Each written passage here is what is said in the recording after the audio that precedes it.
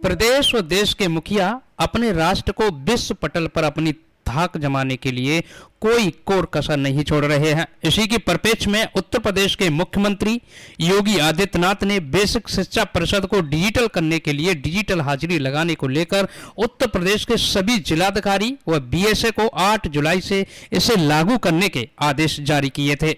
Digital हाजिरी न लगाने को लेकर पूरे प्रदेश के लगभग 6 लाख अध्यापक इसके विरोध में आ गए हैं। अलग अलग जिलों में शिक्षक संगठन डिजिटल हाजिरी का विरोध करने के लिए मुख्यालय पर जाकर ज्ञापन दे रहे हैं। साथ ही साथ काली पट्टी बांधकर अपने अपने विद्यालयों में शिक्षण कार्य भी कर रहे हैं।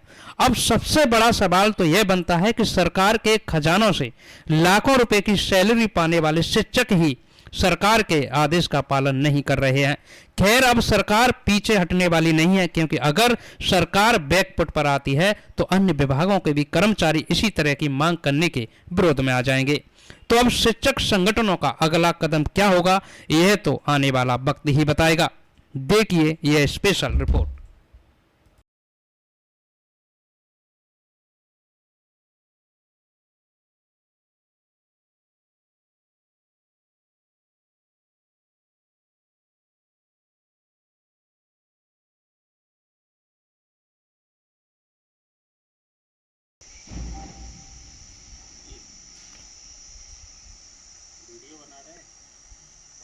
शिक्षक एकता जिंदाबाद जिंदाबाद शिक्षक एकता जिंदाबाद जिंदाबाद शिक्षक एकता जिंदाबाद जिंदाबाद तानाशाही नहीं चलेगी, सरकारों की तानाशाही नहीं चलेगी, नहीं चलेगी, सरकारों की तानाशाही नहीं चलेगी, नहीं चलेगी, सरकारों की तानाशाही नहीं चलेगी, नहीं चलेगी। बॉयकॉट ऑनलाइन हाजिरी हाजिरी बॉयकॉट ऑनलाइन हाजिरी बॉयकॉट ऑनलाइन हाजिरी। प्रदेश सरकार और बेसिक शिक्षा विभाग में आजकल पूरे धींगा मुश्ती चल रही है।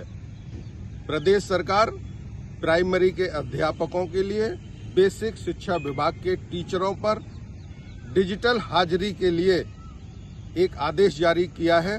वहीं दूसरी ओर बेसिक शिक्षा परिषद के लाखों शिक्षक लामबंद हो गए हैं, डिजिटल हाजिरी का विरोध कर रहे हैं। गाजियाबाद से लेकर गोरखपुर तक और बस्ती से लेकर लखीमपुरी तक इसका विरोध लगातार जारी है।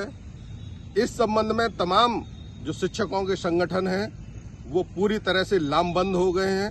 डिजिटल हाजिरी को लेकर सभी जिलों में शिक्षक काली पट्टी बांधकर शिक्षण का कार्य कर रहे हैं। तो आज हमारे साथ जनपद फिरोजाबाद के अटेवा संगठन के जिलाध्यक्ष मौजूद हैं। उनका क्या कुछ कहना है और किस तरह से इस आंदोलन की जो रूपरेखा है उसे आगे बढ़ाएंगे और किस तरह से सरकार के विरोध में है, पक्ष में है, उनसे जानते हैं कि क्या ये डिजिटल हाजिरी सरकार के जो फरमान है, जो आदेश है, उसका पालन करेंगे या नहीं करेंगे। जिलाध्यक्ष हैं अटेवा के धर्मेंद्र कृष्ण जी। जी बहुत बहुत धन्यवाद पहले तो आपका इस महत्वपूर्ण मुद्दे पर चर्चा करने के लिए, क्योंकि आज जो माहौल बना हुआ पूरे प्रदेश में, जिस तरीके से सरकार द्वारा जी अपने शिक्षकों पर अविश्वास किया जा रहा है, ये बहुत गलत है। क्योंकि ये हमारा जो देश है वो रामकृष्ण का देश रहा है। यहाँ गुरु की एक अपनी वैल्यू रही है, एक अपना उसका पद रहा है कि वो राजा से भी ऊपर माना जाता था गुरु।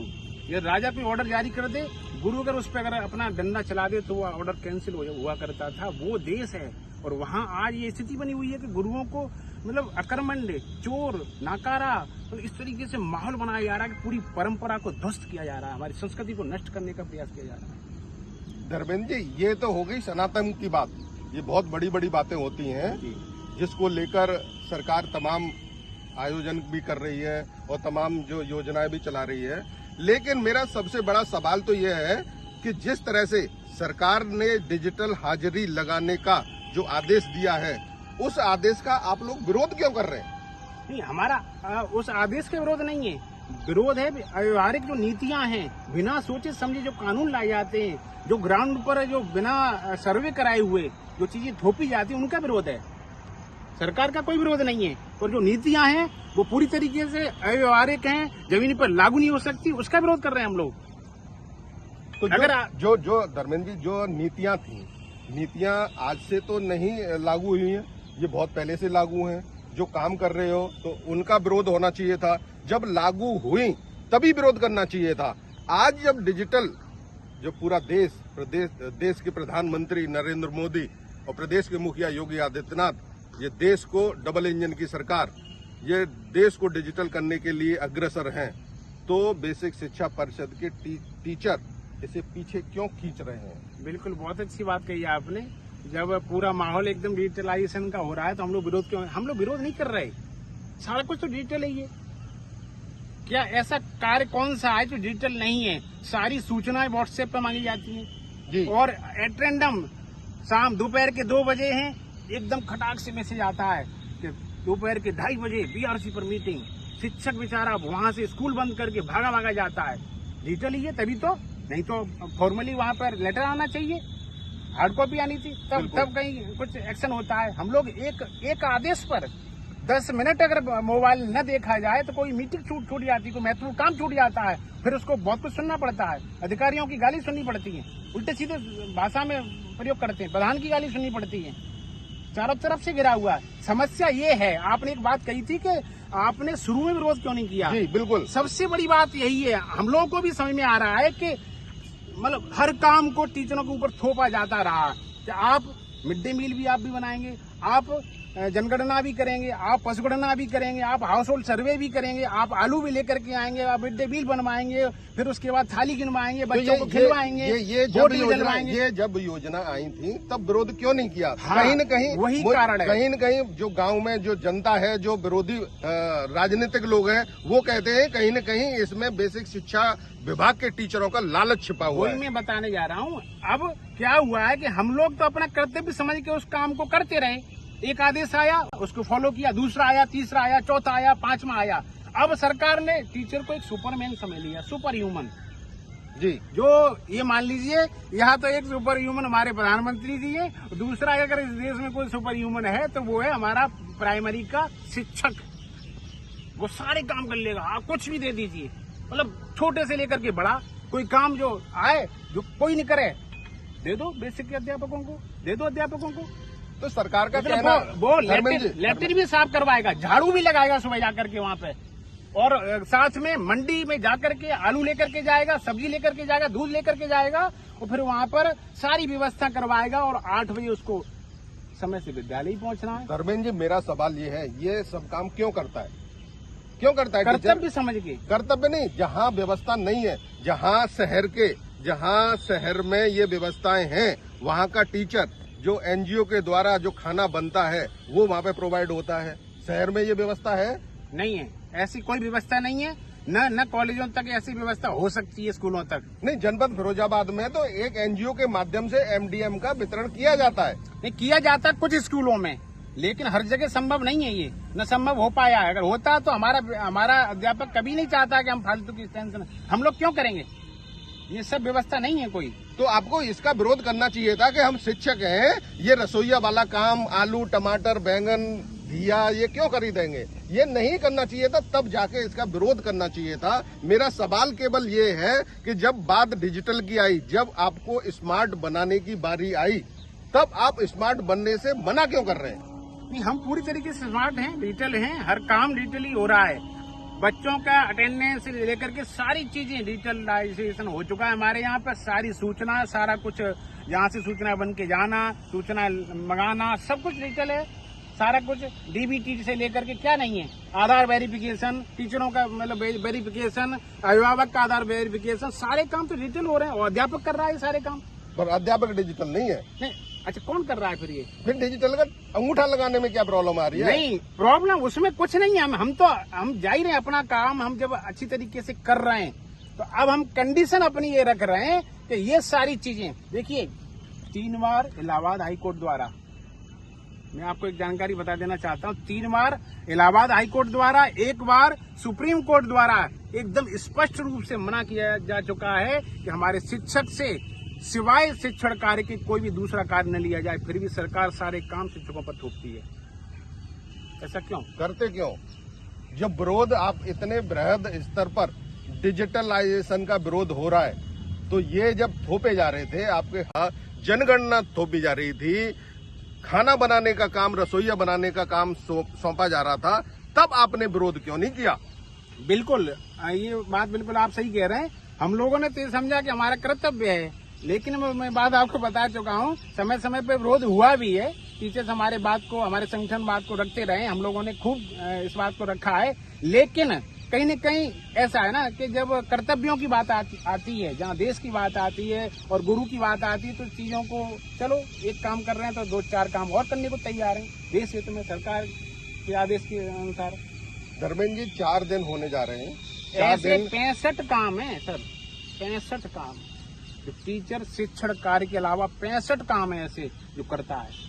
एक नहीं है, कोई 2 नहीं है, 20 नहीं है, 65 काम है जो छोटे से लेकर के बड़े तक। उसके बाद आज ये मर्यादा है शिक्षक की कि प्रधान सरासर गाली देता है। मैं आपको रिकॉर्डिंग सुनवा सकता हूँ, मेरे जनपद के कई जगह ऐसे मामले हैं। बताइए क्या गरिमा है शिक्षक की? जो गुरु जिसकी हम लोग बात कर रहे थे, वो आज यहाँ तक पहुंचा दिया है। समाज में एक तरीके से ऐसा माहौल बनाया जा रहा है। मैं बता दूं कि जो ऑनलाइन जो डिजिटल की आप बात कर रहे हैं, वो सिर्फ डिजिटलाइजेशन तक सीमित नहीं है, हाजिरी तक सीमित नहीं है। जहां तक हम समझ पा रहे हैं, ये पूरी तरीके से वो नीति है जहां आगे चल के डीए, इंक्रीमेंट, यहाँ तक कि नौकरियों को खत्म करने की साजिश है सरकार के द्वारा। और हम लोग इसी बात का, निजीकरण का ये अगला स्टेप है। एक स्टेप था जो पुरानी पेंशन व्यवस्था को खत्म करके पहला कदम उठाया था सरकार ने। आज दूसरा कदम ये है कि धीरे धीरे नौकरियों को खत्म करते हुए हम निजीकरण की ओर बढ़ने का ये प्रयास है सरकार के द्वारा। और हम अपने लिए नहीं, आगामी पीढ़ी के लिए इसी तरीके से आवाज बुलंद करते रहे। किसी भी हालत में हमारा शिक्षक एकदम हमने तय कर लिया है, अपने लिए नहीं, आगामी पीढ़ी के लिए, युवाओं के भविष्य के लिए। इस जो योजना है इसको कतई बर्दाश्त नहीं किया जाएगा, स्वीकार नहीं किया जाएगा। धर्मेंद्र जी, मेरा एक सवाल है, तीखा सवाल है कि आप लड़ाई लड़ रहे हो 2005 से पुरानी पेंशन की, आज तक तो नहीं ले पाए। अब इसकी डिजिटलाइजेशन की कैसे लड़ाई लड़ पाओगे? नहीं, ले नहीं पाए, बात सही है आपकी। 5 राज्यों में, 6 राज्यों में हम पुरानी पेंशन व्यवस्था को बहाल करा चुके हैं और बहुत सारी चीजें सरकार। हाँ, एक बात और बता दूं आपको, कहीं न कहीं ये उसी का परिणाम है कि सरकार, बीजेपी सरकार जो है हमारी, उसकी एक नीति है कि जब हमें लगे कि आप हमसे कुछ मांगने वाले हैं या आप हमसे कुछ मांग करने वाले हैं, तो आपको इस तरीके से घेर दिया जाए, कोई एक नया मुद्दा ला करके, नया सिगूपा छोड़ करके, कि जिससे कि आपके ऊपर आप जो मांग कर रहे थे वो मांग करके आपका ध्यान डाइवर्ट कर दिया जाए। ये कहीं न कहीं उस आंदोलन से ध्यान डाइवर्ट करने का एक तरीका है सरकार का, क्योंकि सरकार दबाव में पूरी तरीके से, जो लोकसभा चुनाव में जिस तरीके से परिणाम आए हैं, ये हमारे शिक्षक कर्मचारियों की एकजुटता को प्रदर्शित करता है। और कहीं न कहीं सरकार उस मामले से बैकफुट पे पहुंची है। और उन्होंने इसीलिए, क्योंकि उन्हें ये लग रहा है कि शिक्षक को इस तरीके से बांधो कि हमारे खिलाफ ये कुछ बोल न पाए। धर्मेंद्र जी, प्रदेश और केंद्र में डबल इंजन की सरकार है, बाबा की सरकार है, महाराज जी की सरकार है। आपको लगता है कि जो डिजिटलाइजेशन जो हो रहा है, ये अंगूठा लगाने वाली हाजिरी का जो प्रकरण चल रहा है, क्या सरकार बैकफुट पे आएगी? निश्चित रूप से अगर सरकार बैकफुट पर नहीं आएगी तो हमारे शिक्षक कर्मचारी लोग भी बैकफुट पर आने वाले नहीं हैं। आपको पता है ये बहराइच में इतने 11,000 टीचरों के वेतन रोक दिया है, उनके खिलाफ अनुशासनात्मक कार्रवाई की जा रही है।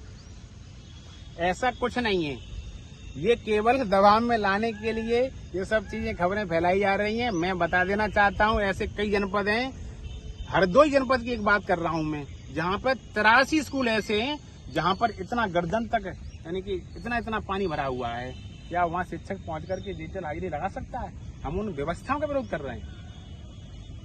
जमीनी हकीकत तो पता होनी चाहिए सरकार को। ऑर्डर देने से कुछ नहीं होता, आपको उसको कैसे लागू कराना है, वहाँ धरातली स्थिति क्या है, आप उन चीजों को नहीं देख रहे हैं जो समस्याएं सामने आ रही हैं। धर्मेंद्र जी, सरकार के जो नुमाइंदे हैं, जो विधायक, सांसद हैं, मंत्री हैं, कई लोगों से वार्ता हुई है, तो उनका साफ और स्पष्ट तौर पे कहना है कि प्रदेश सरकार, हम अपने कर्मचारियों से जो काम कराएंगे, शिक्षा जगत से जुड़े जो भी काम कराएंगे, जिसमें वो इन्वॉल्व रहेंगे, वो काम हमारे शिक्षकों को, हमारे कर्मचारियों को, हमारे अधिकारियों को करने ही पड़ेंगे। क्या कहेंगे? नहीं, ये लोकतंत्र है, ये राजतंत्र नहीं है। यहाँ पर लोकतंत्र में सामने वाले की बात को सुनना पड़ेगा। ये कोई राजतंत्र नहीं है। ये नहीं है कि वहां से आया आदेश, फरमान जारी हुआ, एकदम से हम लोग करने लग जाएंगे, क्योंकि हमारी भी कुछ अपनी शर्तें हैं। जब तक वो पूरी नहीं होंगी हम कतई इस चीज को स्वीकार नहीं करेंगे। धर्मेंद्र जी, एक और सवाल ये है कि जिस तरह से आप विरोध कर रहे हो, आप गट्ठा वाली हाजिरी नहीं लगाएंगे? बिल्कुल नहीं, ये स्वीकार नहीं किया जा सकता। ऐसा नहीं है कि सारी चीजें जो आप अभी कह रहे थे कि जो वो थोपते चले जाएंगे, हम लोग उसको स्वीकार करते चले जाएंगे, ऐसा नहीं हो सकता। देश सबका है, लोकतंत्र है, यहाँ बात करने का अधिकार है, और हम शिक्षक हैं, इसलिए डबल जिम्मेदारी बनती है हमारी कि क्या हो रहा है उन चीजों को जानना, परखना, और अगर गलत चीजें हैं तो उनका विरोध करना, ये हमारा सामाजिक दायित्व भी है शिक्षक होने के नाते। धर्मेंद्र जी, आप जिला फिरोजाबाद के जिलाध्यक्ष हैं, आपके प्रदेश और देश लेवल पर संगठन बहुत आगे बढ़ रहा है, तो अगर ऐसा नहीं होता है तो आगे की प्लानिंग, जैसे 16 तारीख से इनका पूरा सरकार, पूरे प्रदेश की सरकार पूरे एक्शन में आ जाएगी, तो उस समय आपका क्या एक्शन रहेगा, क्या प्लानिंग है, क्या तैयारियां हैं? देखिए, हमारा प्रदेश नेतृत्व तो आगामी कार्यक्रम तय करेगा। अभी फिलहाल हमारा 15 तारीख को जी डीएम को ज्ञापन देने का कार्यक्रम है। हमारा जो संयुक्त मोर्चा बना हुआ है, शिक्षक कर्मचारी शिक्षा मित्र अन्वेषक संयुक्त मोर्चा है, उसके बैनर तले हमारे प्रदेश के नेताओं ने तय किया है कि हम 15 तारीख को जाकर के ज्ञापन का कार्यक्रम रहेगा। फिर भी अगर सरकार हमारी मांगों को नहीं मानती है तो आगे 29 जुलाई को हम बहुत बड़ी मीटिंग लखनऊ में करने जा रहे हैं। जी बिल्कुल, ये हमारे साथ थे अटेवा संगठन के जिलाध्यक्ष धर्मेंद्र कृष्ण जी। इनका साफ और स्पष्ट तौर पर कहना है कि जो भी सरकार का जो फरमान है, जो आदेश है, जो निर्देश है, हम उसे बिल्कुल नहीं मानेंगे। अंगूठा वाली हाजिरी को बिल्कुल नहीं लगाएंगे, चाहे प्रदेश के मुखिया योगी आदित्यनाथ हमें सस्पेंड कर दें, वेतन रोक दें, या फिर हमारे ऊपर मुकदमा लगा लें। हालांकि उन्होंने स्पष्ट तौर पर कहा है कि जिस तरह से हम 15 तारीख को जिलाधिकारी के नाम से प्रदेश के मुखिया योगी आदित्यनाथ के नाम से ज्ञापन सौंपेंगे, अगर प्रदेश सरकार बैकफुट पर नहीं आती है, उसके बाद हम 29 जुलाई को प्रदेश लेवल पर एक बड़ा प्रदर्शन करेंगे। सरकार को बैकफुट पे आना ही पड़ेगा। मैं जेपी सिंह, फिरोजाबाद।